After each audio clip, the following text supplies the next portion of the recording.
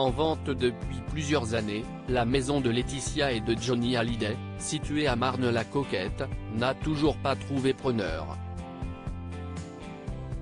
La dernière épouse du rocker a donc confié le projet à une agence immobilière très connue.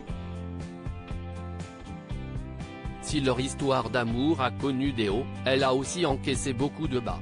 Entre infidélité, séparation et projets de grossesse compliqués, la relation entre Johnny et Laetitia Hallyday n'a jamais été un long fleuve tranquille.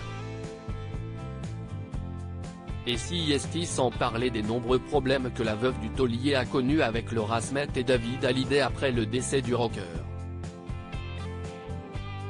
Récemment, face à Yann Barthès, Laetitia Hallyday a reconnu que son défunt mari l'avait en effet laissé avec beaucoup d'emmerdes.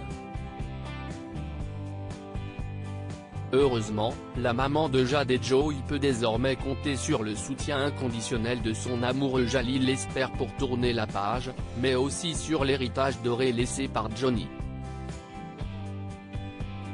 Entre Los Angeles, Saint-Barthélemy et Marne-la-Coquette, Laetitia Hallyday a la chance de pouvoir jouir de plusieurs demeures.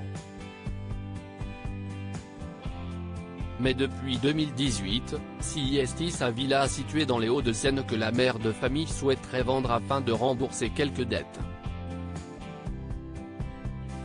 Estimée à 11 millions d'euros, la demeure de 1000 m² n'a toujours pas trouvé preneur. Pourtant, la veuve du taulier aurait reçu deux offres à 10,5 et 8,45 millions d'euros. Hélas, la première n'a pas abouti faute de financement de la part des acheteurs, tandis que la seconde a dû être annulée à cause d'une suspicion de fonds illicites. Des experts aux manettes afin d'accélérer la vente de cette maison que Johnny détestait par ailleurs, Laetitia Hallyday a fait appel à la famille Kretz, qui n'est autre que la famille star de l'émission L'Agence, diffusée sur Netflix et TMC. Spécialisée dans l'immobilier de luxe, l'agence affiche la villa sur son site au prix de 10,5 millions. On y apprend qu'elle contient 8 chambres, un parc de 7000 m², une piscine, un tennis, une salle de cinéma ou encore un sous-sol complet avec salle de sport, buanderie, cave à vin, ainsi qu'une maison de gardien de 60 m². Un bien d'exception mais dont la décoration quelque peu datée ne sera peut-être pas au goût de tout le monde.